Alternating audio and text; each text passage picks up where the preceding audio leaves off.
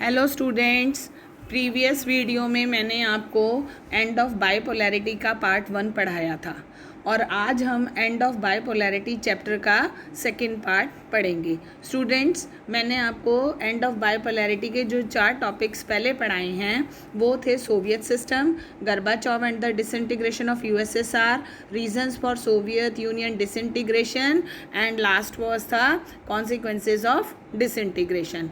तो स्टूडेंट्स, इस वीडियो में हम बाकी की 4 टॉपिक्स पढ़ेंगे। आज का हमारा पहला टॉपिक है shock therapy in post communist रीजम्स।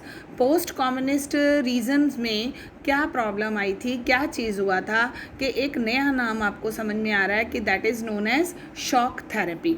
Model of transition in Russia, Central Asia and East Europe from an authoritarian socialist system to democratic capitalist and system which was influenced by the World Bank and IMF came to be known as shock therapy का उसको नाम दिया गया था। जो भी system था उसमें कि क्या था, इन देशों के अंदर कैपिटलिस्ट इकोनॉमी को जगह को बदलकर सोवियत पीरियड के सिस्टम में रख लिया गया था। That was known as shock therapy. उसके बाद से एक और था कि प्राइवेट ऑनरशिप जो डोमिनेंस थी उसको ख़त्म करके शुरू कर दिया गया था और कलेक्टिव फार्म्स जो था वो ख़त्म हो गया और अब वहाँ पर प्राइवेटाइजेशन पर जोर दे दिया गया था, फार्मिंग में खास करके। और ये क्यों हुआ था? It was done due to the collapse of communism की शुरुआत की वजह से ऐसा सिस्टम लाए गए थे। Collapse of communism was followed in most of these countries by a painful process of transition from authoritarian socialist system to a democratic capitalist system. और इसको जो बैक दे रहे थे वो कौन दे रहा था? IMF और वर्ल्ड बैंक, दोनों के दोनों ही दे रहे थे। And it was known as shock therapy. There was a need to make a total shift to capitalist economy, which meant rooting out completely any structure evolved during the Soviet period.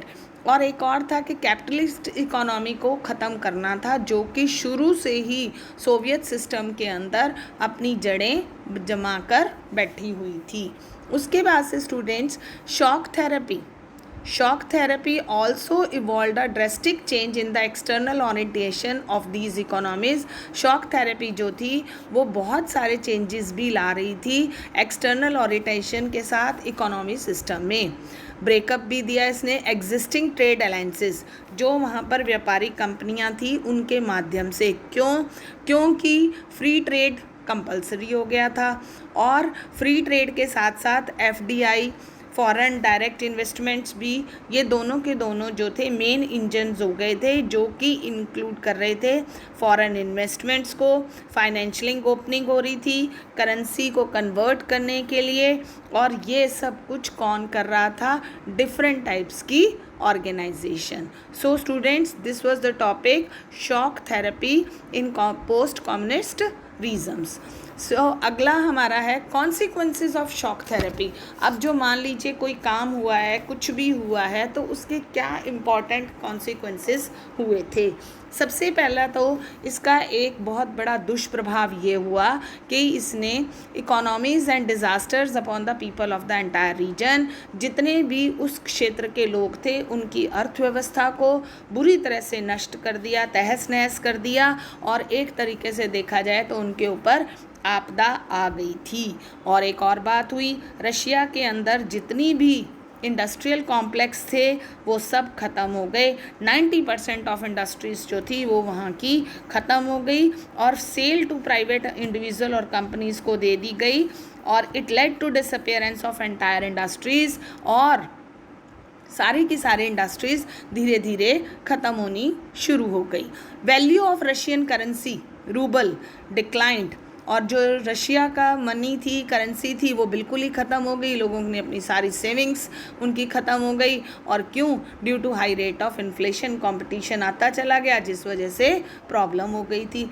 और इस system से जहाँ पे industries की sale हो गई, it was known as was the largest garage sale in history as valuable industries were under valued and sold at throw away prices, बहुत कम कीमतों पर वो सब कुछ सामान बिकने लगा था।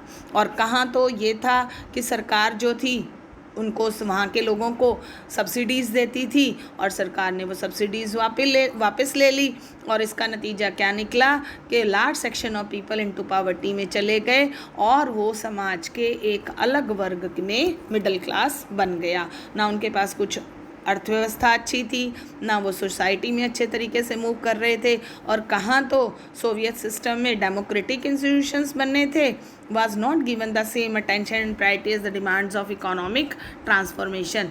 और जो सोचा तो ये था कि लोकतांत्रिक आधार बनाया जाए। लोकतांत्रिक आधार क्या होता है कि जिसमें नागरिकों को अधिक से अधिक सुविधाएं मिले, प्रायोरिटीज़ मिले, महत्व मिले, उनकी इकोनॉमिक ट्रांसफॉर्मेशन अच्छी सी हो, वो कुछ भी नहीं हुआ। Most of this economy specially Russia, और इनकी जो है वापस आनी शुरू हुई रिवाइविंग इन 2000 में, 10 ईयर्स आफ्टर देयर इंडिपेंडेंस, 10 साल लग गए इनको अपनी आज़ादी के बाद। और ये रिवाइवल भी क्या हुआ कि एक्सपोर्ट किया इन्होंने किस किस चीज़ों का, रिसोर्सेज जैसे कि ऑयल, नेचुरल गैस और मिनरल्स को इन्होंने एक्सपोर्ट करना शुरू किया। तो इसका हम कंक्लूज़न क्या निकालेंगे कॉन्सिक्वेंसेस ऑफ शॉक थेरेपी का?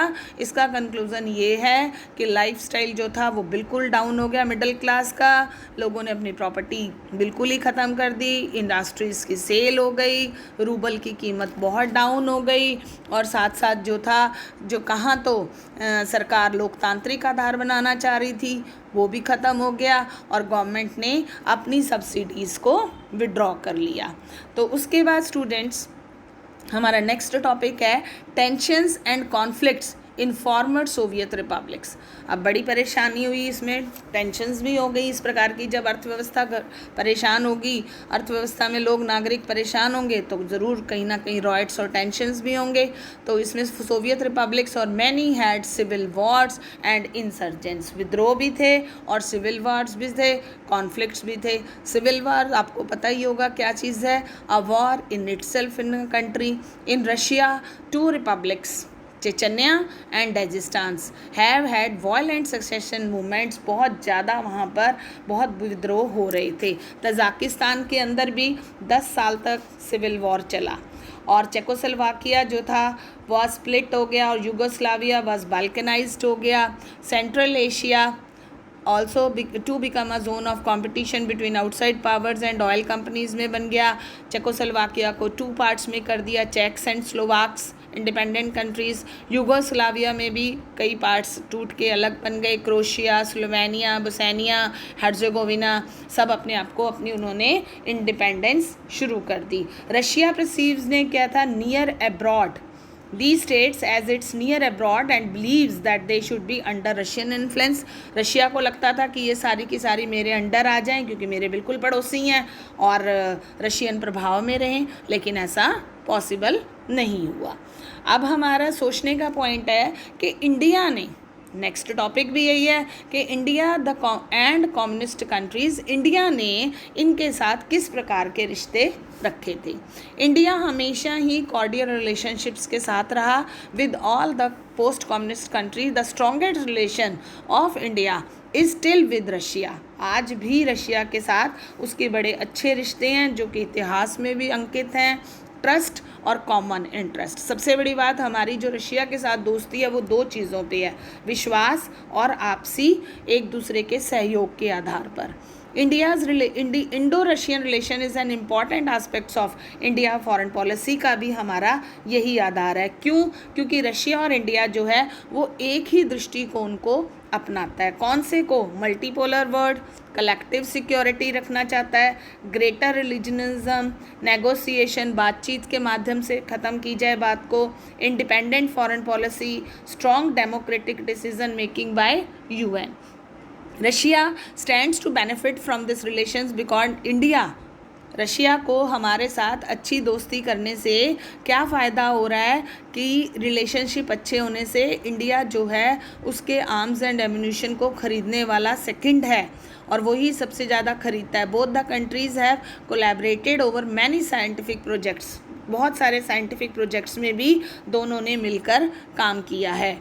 और इंडिया को रशिया से क्या फ़ायदा मिल रहा है कि रशिया हमेशा से इंडिया की फेवर कर रहा है कश्मीर के लिए, एनर्जी सप्लाई के लिए, एक्सेस टू सेंट्रल एशिया, जिससे कि चाइना के साथ रिलेशंस को बैलेंस बनाने में रशिया बहुत हेल्पफुल रहा है इंडिया का। सो स्टूडेंट्स, आज हमने अपनी इस वीडियो में 4 टॉपिक्स पढ़े हैं और अब जो है हमारा चैप्टर ख़त्म हो रहा है, एंड ऑफ बाइपोलैरिटी। और आज के हमारे जो थे 4 टॉपिक कौन कौन से थे? Shock therapy in post communist regimes, consequences of the shock therapy, tensions and conflicts, और India and the post communist country. ये बात तो आपने हमेशा से ही याद रखनी है, इंडिया और रशिया अच्छे फ्रेंड कंट्रीज़ हैं और क्योंकि एक दूसरे के हेल्पफुल भी हैं।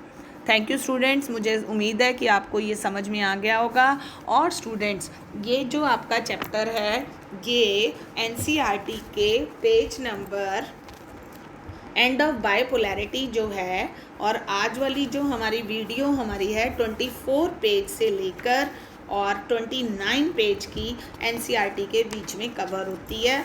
I hope that all will you understand it properly and prepare your notes.